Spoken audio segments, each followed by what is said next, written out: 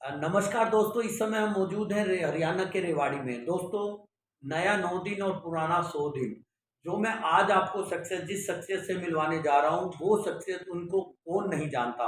उस शख्सियत का नाम है श्री पवन कुमार जी, जो ग्रुप के ओनर हैं, जो एसएसपी ग्रुप, जो हमारी मैन पावर प्रोवाइड करता है, पिछले 25 साल से निरंतर सेवाएँ दे रहा है पूरे एरिया में, आस-पास के एरिया में। आइए मैं आज उनको रूबरू कराता हूँ अपने चैनल पर आपको, उन लोगों से बताऊँगा कि किस तरीके से वो आगे बढ़ रहे हैं, क्या उनको दिक्कतें आई हैं और किस तरीके से क्या उनकी प्लानिंग है। तो मैं आज आपको पवन जी से मिलवा रहा हूँ। तो पवन जी नमस्कार, आज आप हमारा नमस्कार। चैनल पर आपका स्वागत है। तो सर, आप जैसे एसएसपी ग्रुप इसकी पहचान आस-पास के एरिया में, गुड़गाँव में, रेवाड़ी में सब जगह बनी हुई है। तो आपका जो प्रोफ़ेशनल जीवन, पर्सनल जीवन, किस तरीके से आप बैलेंस कर रहे हो सर? और क्या थोड़ा एसएसपी ग्रुप के बारे में थोड़ा बताएँगे आप सर? ऐसे है, सबसे पहले मैं अपने दर्शकों को मतलब बताना चाहूँगा कि कैसे-कैसे स्ट्रगल की जो स्टेज होती है, उस टाइम पे क्या-क्या परेशानियाँ आती हैं। मैं यहाँ 1992 में आखिरी में दिसंबर के महीने में यहाँ आया था और उससे पहले मैं जॉब करता था, तो मेरे को कोई इस तरह की परेशानी कभी फेस नहीं करी। फिर एकदम ही बेरोज़गार होने के कारण मुझे बहुत से परेशानियों का सामना करना पड़ा और उसने मुझे इतना इंस्पायर करा कि मुझे अपने काम में आगे बढ़ना पड़ा। तो मैंने ये डिसाइड करा कि भाई लाइफ़ जब उथल-पुथल चलती है तो उसको फेस भी करना चाहिए और फेस करने के साथ-साथ एक अपना ऐसा प्लेटफ़ॉर्म बनाना चाहिए कि जो हमारे जैसे स्ट्रगल करने वाले बच्चे हैं, उन्हें निकट भविष्य में किसी तरह की परेशानी ना आए। जी। तो मेरा कुछ जो रेवाड़ी आने के बाद जो 3-4 साल का जो सफ़र था शुरुआती, वो बड़ा तनावपूर्ण रहा। मैंने बहुत सी परेशानियाँ देखी और मैं एक प्रचारक के रूप में, विश्व हिंदू परिषद के प्रचारक के रूप में भी मैंने 2 साल रेवाड़ी ज़िले में काम किया, जी। जिससे थोड़ी बहुत मेरी पहचान बनी। पहचान बनने के बाद फिर किन्हीं कारणों से अपने आप को प्रोफ़ेशनली उतरना था मैदान में, तो मैंने बुरे वक़्त को देखते हुए मैंने पत्रकारिता क्षेत्र में 1995-96 में पत्रकारिता क्षेत्र में प्रवेश करा। जी। यहाँ पर सर मैं आपको रोकना चाहूँगा, पत्रकारिता का स्तर निरंतर गिरता जा रहा है। तो आप किस तरीके से फिर भी बहुत ऐसे एक प्रसिद्ध पत्रकारों में से एक बहुत आपका नाम है, रेवाड़ी में है, तो उस तरीके से आप प्रोफ़ेशनल और प्रोफ़ेशनल जिनमें पत्रकारिता से अपने काम को किस तरीके से जोड़ते हो? वहाँ पर आपको कुछ इसका बेनिफिट मिला होगा सर? देखो, एक चीज़ है, पत्रकारिता 3-4 तरह की होती है। पहली पत्रकारिता तो ये होती है कि भाई समाज को किस तरह दिशा दी जाए कि भाई मेरे में इतना दम है कि समाज को उस डायरेक्शन दिया जाए और एक मॉरल बन के सामने आए। और एक पत्रकारिता होती है, वो दरबारी पत्रकारिता जिसे हम कहते हैं, वो चापलूसी की पत्रकारिता होती है। उसमें लोग एक जैसे पहले पुराने ज़माने में भांड हुआ करते थे, वो राजा महाराजाओं का गुणगान किया करते थे। एक पत्रकारिता वो होती है। मैंने कभी भी इस तरह की पत्रकारिता ना करके एक समाज को दिशा देने की पत्रकारिता करी है और जिसमें वो भी निर्भीक होकर पत्रकारिता करी है कि हो सकता है मुझे किसी तरह की परेशानियाँ भी मिली हों, धमकी मिला हो, लेकिन मैंने कलम के मामले में कभी भी कॉम्प्रोमाइज़ नहीं करा। जो सच था, वो सच दिखाया और ना कभी मैं इस मामले में किसी से डरा और निकट भविष्य में भी यही मेरी वो मानना है कि कम से कम पत्रकारिता का दुरुपयोग मैं अपने किसी भी क्षेत्र में नहीं करूँगा और निर्भीकता से निकट भविष्य में भी पत्रकारिता करूँगा। जी। जहाँ तक एसएसपी ग्रुप का है सवाल है, सर वो निरंतर पिछले 25 सालों से सेवाएँ दे रहा है। तो आपको उस करियर में कितनी दिक्कतें महसूस हुई, कितनी दिक्कतें आई और किस दिक्कतों के बावजूद भी आपने उसको स्टेबल रखा? और आने वाले टाइम में क्या आपका एक डिसिप्लिन मैटर पे अगर बात करूँ, किसी भी इफ़ेक्ट के पीछे कॉज़ ज़रूर होता है। तो अगर मैं आपसे ये बात करूँ कि इफ़ेक्ट क्या है? क्या परेशानी सभी को देखो, आती है? किस तरीके की आपने परेशानियाँ आई और उनको किस तरीके से आपने फेस किया ताकि आप एक स्टेबल बिज़नेस की आगे 25 साल आपने गोल्डन जुबली जो आज आप मना रहे हैं, तो वो एक किसी दम पे मना रहे हैं, तो वो थोड़ा-सा दर्शकों को बताएँगे सर? देखो, पत्रकारिता की बात जहाँ आती है, पत्रकारिता मतलब कहने का तात्पर्य ये है कि पत्रकार एक मुफ्त का समाज सेवी होता है। मतलब एक मुफ्त का मज़दूर होता है जिसे उस आज से 20-25 साल पहले की बात करें तो समाचार पत्र या न्यूज़ चैनल अपने रिपोर्टरों को कुछ भी नहीं देते थे। चाहे तो उनको एक फैक्स अथॉरिटी दे देते थे, या जो इलेक्ट्रॉनिक मीडिया तो आईडी दे देते थे, बल्कि जो नेशनल पेपर्स या दूसरे पेपर्स हैं वो उम्मीद करते थे कि रिपोर्टर हमें कुछ कमा के दे। जी, जी, जी। जो एक तरह से बड़ा अजीब लगता था। क्यों? समाज, जो पत्रकार होता है वो एक तरह से समाज को दिशा देने वाला व्यक्ति होता है। अगर वो अपने किसी भी चीज़ से समझौता करता है, कॉम्प्रोमाइज़ करता है और सही तरीके से वर्किंग नहीं करता, तो वो समाज पे एक अलग तरह का इफ़ेक्ट डालता है, जो सकारात्मक की बजाय नकारात्मक ज़्यादा होता है। जी, जी। तो एसएसपी ग्रुप में आपको कैरियर पॉइंट ऑफ व्यू से कितनी दिक्कतें आई हैं, उनको आपने किस तरीके से फेस किया है और आपकी अचीवमेंट्स क्या हैं सर? वो थोड़ा-सा दर्शकों को देखो, बताओ। एसएसपी ग्रुप में हमारे 3 कैटेगरीज़ हमने लेके चले थे। जी, एक तो समाज सेवा में अगर हमने कार्य करना है, तो उसके लिए सामाजिक संस्था का होना बहुत ज़रूरी है, जिसकी 2021 में 16 जनवरी को हमने स्थापना करी। जी, और 1998 में 14 जनवरी को हमने एसएसपी ग्लोबल जॉब की स्थापना करी, जो प्लेसमेंट कंसल्टेंसी की, ताकि हम अपने क्षेत्र में लोगों को रोज़गार उपलब्ध करा सकें। और मेरी एक इच्छा थी कि जो यहाँ से बड़ा व्यक्ति जितने लोगों को रोज़गार नहीं दे सकता, उससे ज़्यादा रोज़गार देने की हमारी इच्छा थी कि हम लोग बेरोज़गारी को यहाँ से बिल्कुल ख़त्म करने का प्रयास करें। और पिछले 25 सालों की बात करते हैं, तो मैंने लगभग 25,000 लोगों को यहाँ से लगभग 50 किलोमीटर के घेरे क्षेत्र में लोगों को रोज़गार उपलब्ध कराया है, जो अच्छे से अच्छा किसी मतलब मिनिस्टर भी जी, नहीं करा सकता। जी, जी, ये लक्ष्य मैं लेके चला था। इस लक्ष्य में मेरे को लगभग पूरी कामयाबी मिली। आर्थिक रूप से बेशक मुझे ना मिली हो, लेकिन एक सामाजिक रूप से, प्रतिष्ठा के रूप से मुझे पूरी की पूरी कामयाबी मिली कि मैं संतुष्ट हूँ कि मैंने इतने लोगों को रोज़गार दिया। जी। सर, हर कामयाब व्यक्ति के पीछे एक औरत का हाथ होता है, एक परिवार का हाथ होता है, एक सामाजिक परिवार का हाथ होता है या अपना जुनून का हाथ होता है।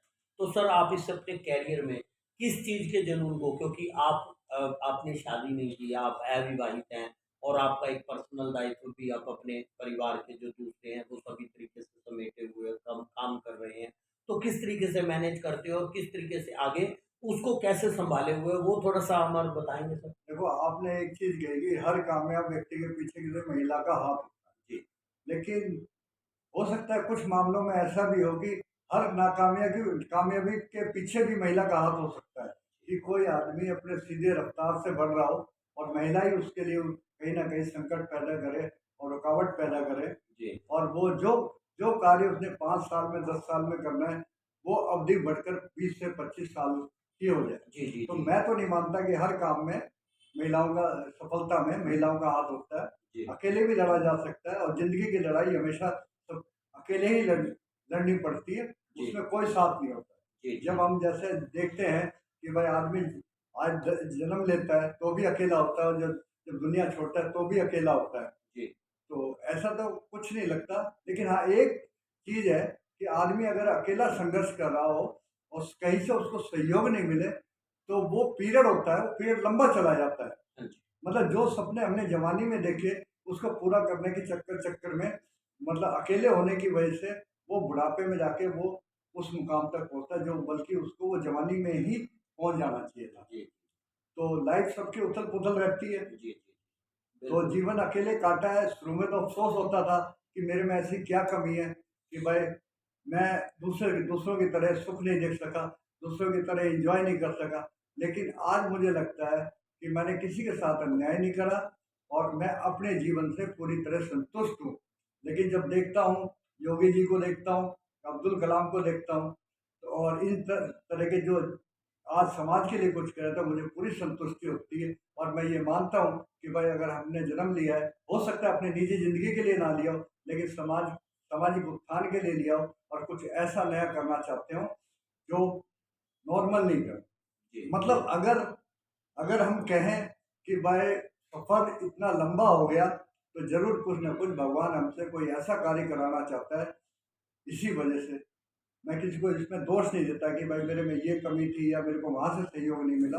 और ये हमारा इस तरह से नहीं तो चलता रहे, अपने मिशन में हम चलते रहेंगे। पवन जी, एक मेरा आपसे क्वेश्चन, आपसे मैं जब से परिचित हुआ हूँ तो मैं आपकी आपने ऐसी छाप छोड़ी हुई है पत्रकारिता की निमित दृष्टि में लगा लीजिए या आप सामाजिक दृष्टि से लगा लीजिए, आपकी कलम रुकती नहीं है किसी भी व्यक्ति के लिए, किसी भी संप्रदाय के लिए। इस तरीके से अगर किसी ने अच्छा किया है, तो उसको अच्छा कहने में आप नहीं वो करते, और ना ही अगर किसी ने कुछ गलत किया है, तो वहाँ पर भी आप उसको बिना निष्पक्ष, बिना डर के आप उसको आगे ले आते हो। तो उसके पीछे क्या जुनून है, उसके पीछे क्या ऐसा, कौन-सी ऐसी प्रेरणा आपको, कुछ ऐसा कुछ आप बताएँगे? क्या देखो वजह है सर? देखो जैसे हम कहते हैं कि भाई जो पत्रकारिता है, पत्रकार है, वो लोकतंत्र का चौथा स्तंभ है। जी, चौथा स्तंभ है मीन्स यही एक ऐसा स्तंभ है कि अगर इसे सही तरीके से इसका इस्तेमाल हो तो वो तीन स्तंभों को दिशा दे सकता है। जी, तो जिस वक्त मैं कभी भी कोई समाचार लिखने या आर्टिकल लिखने का प्रयास करता हूँ, उस वक्त मैं अपने आप को ऐसी जगह महसूस करता हूँ कि कहीं कोई मतलब पक्षपात ना करूँ जी, मैं। इसलिए मैं जब लिखते वक्त सिर्फ ये सोचता हूँ कि मेरी कलम चल रही है और मुझे कोई कॉम्प्रोमाइज़ नहीं करना, और जैसा लिखना है तो वैसा लिखना है। जी। उसमें किसी तरह का मैं कॉम्प्रोमाइज़ नहीं करता, चाहे जितने बड़ी से बड़ी कोई हस्ती हो, अगर उसमें कुछ गलत है तो वो लिखा जाए। जी, आप कुछ जो नए इस लाइन में पत्रकार आ रहे हैं, जो उनके लिए कुछ स्पेशल संदेश, कुछ ऐसा मैसेज, कुछ ऐसा टिप्स देना चाहेंगे, जिससे उनकी पत्रकारिता की जो लाइफ है, वो लंबे समय तक और एक निष्पक्ष तरीके से कुछ समाज के ऐसे लोगों को जो जो चाटुकार पत्रकारिता करते हैं, बेसिकली मेरा पर्पज़ उनके लिए है, क्योंकि पत्रकारिता पे व्यंग्य ज़्यादा होने लगे हैं। उसमें आपको कहीं न कहीं कोई आशंका नहीं हो रही है कि ये क्षेत्र किस तरीके से निम्न स्तर पे जा रहा है, और किस तरीके से हम इसमें हम बैलेंस बना सकते हैं? सीनियर पत्रकारों का एक बहुत बड़ा रोल होता है कि एक मैसेज देना आने वाले पत्रकार को, वो थोड़ा-सा बताएँगे सर? देखो पत्रकारिता वैसे एक तरह से प्रोफ़ेशन तो बहुत अच्छा है, जी, लेकिन क्या है कि सिर्फ़ सोच से और लगन से ही बात नहीं बनती, हर जगह अर्थ की भी ज़रूरत पड़ती है, मतलब फाइनेंस की भी ज़रूरत पड़ती है। हाँ जी, और पत्रकारिता में एक जो फाइनेंस का मामला है, जी, वो उससे मैं संतुष्ट नहीं हूँ। जी, आज प्रिंट मीडिया की अगर हम बात करें तो प्रिंट मीडिया में मान लो मैं अपना अखबार चलाता हूँ, मैं अपने आप को एक तरह से कलम के हिसाब से तो सफल पत्रकार मानता हूँ, लेकिन खुद अपने मैंने अखबार चलाया, मैं फ्लॉप रहा, क्यों? Because of finance. तो पत्रकारिता में अगर करना चाहते हैं तो ये उम्मीद ना रखें कि मैं फाइनेंशियली स्ट्रांग हो जाऊँगा, ये सबसे बड़ी दिक्कत है। आज बड़े जो नेशनल चैनल्स हैं, बड़े-बड़े अखबार हैं, वो लगभग सारे के सारे घाटे हैं। आज नेशनल पेपर की हम बात करें, एक एक जो अखबार है, 1 दिन का अखबार है, वो लगभग ₹20 में पड़ता है और मार्केट में वो 2 ढाई रुपए में मिलता है। मतलब इसमें लागत ज़्यादा है और हम उसको सस्ते में दे रहे हैं, तो इसमें पैसे का तो कहीं संभावना नहीं, और इतना व्यापार की दृष्टि से इतनी एडवर्टाइज़मेंट भी नहीं है कि भाई उसका खर्चा अखबार का खर्चा वो एडवर्टाइज़मेंट से हम निकाल लें। तो संघर्ष तो बड़ा ही है। जी।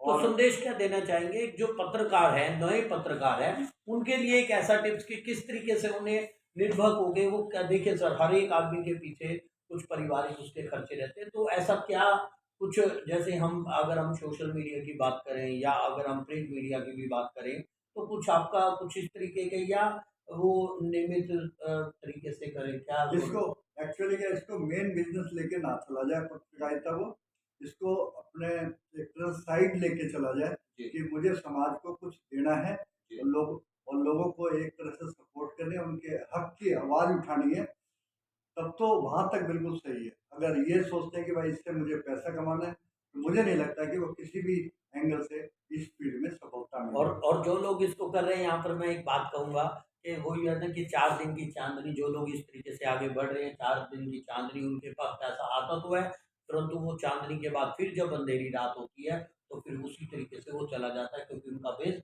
वो दूसरे तरीके से पैसा कमा तो लेते हैं, कुछ दिनों के लिए रुतबा ले तो लेते हैं, परंतु वो स्थायी नहीं होता, वो अस्थायी रूप में चला जाता है। फिर उसकी पत्रकारिता भी एक तरफ चली जाती है और आगे भी। तो ये ऐसा ही सही है सर? जी, देखो पता है क्या, ठीक है, पत्रकारिता में कहीं दुरुपयोग हो रहा है, ब्लैकमेलिंग हो रही है। जी, जी, ब्लैकमेलिंग होके वो भी देखा जाए तो ब्लैकमेलिंग से क्या है? वो भी कहीं कोई कोई भी मुझे ऐसा बंदा या पत्रकार नज़र नहीं आ रहा जिसने करोड़ों रुपए कमा लिए हों। जी, बस जो थोड़ी बहुत ब्लैकमेलिंग होती है तो उससे इतना है कि वो अपने गृहस्थी जीवन को, अपने सामाजिक जीवन को थोड़ा बहुत चला लेता है। जी। लेकिन कोई ऐसा नहीं लगता कि भाई कि इसमें कुछ हाँ उस जी एंगल से भी कुछ पैसा ज़्यादा है। जी। अभी मैं ऐसा ग्रुप पे दोबारा बात करने पे आ रहा हूँ।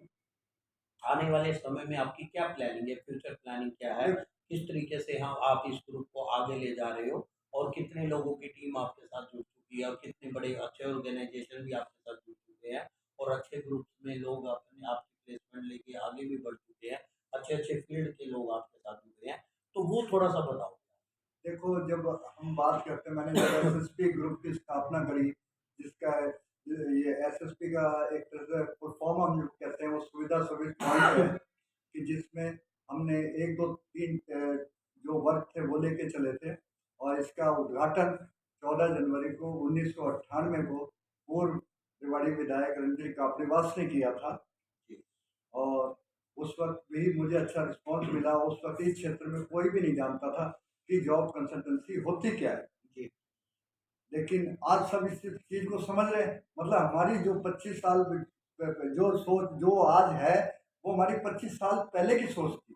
और जो आज सोच है, वो हमारी अगले अगले 25 साल में हम पूरा करेंगे। तो अपना ऐसा मानना है कि जब रिलायंस जैसे ग्रुप हर जगह, हर फील्ड में उतर सकते हैं, तो क्यों ना हम रोज़गारी के मुद्दे को लेकर हम कम से कम ये चाहेंगे कि एसएसपी जॉब कंसल्टेंसी की, एसएसपी ग्लोबल जॉब की हरियाणा में हर जिले में एक अपनी ब्रांच हो, जहाँ से हम बेरोजगारी के मुद्दे को उठाएं और लोगों को रोजगार उपलब्ध कराएं। तो ये मेरी अभी आगे की 2-3 साल की प्लानिंग है कि 3 साल में कम से कम हम चाहेंगे कि हर जिले में, हरियाणा के हर जिले में एसएसपी ग्लोबल जॉब की ब्रांच हो। अभी फिलहाल ये लगाइए कि आने वाले 3-4 दिन, महीनों के अंदर अंदर हम गुड़गांव, नोएडा, भिवाड़ी, नीमराना और बेंगलोर 5-6 जगह हमने ये ब्रांच खोल ली है।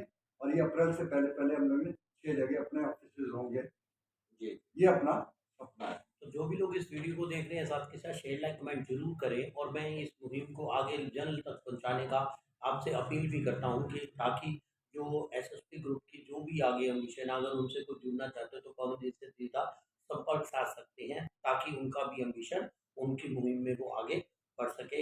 एक बार दोबारा आपको उज्जवल भविष्य की शुभकामनाएं देते हुए आपका हार्दिक दोबारा मैं धन्यवाद करता हूँ कि आपने हमें कीमती समय से हमें समय दिया और मेरे किसी भी तरीके से हम भी आपके साथ जुड़े हैं। तो आपका दिन शुभ रहे। धन्यवाद। Thank you.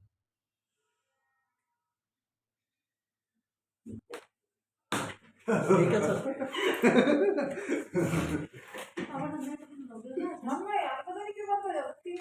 क्या हुआ? हुआ सर? हाँ सर, ये हो गया।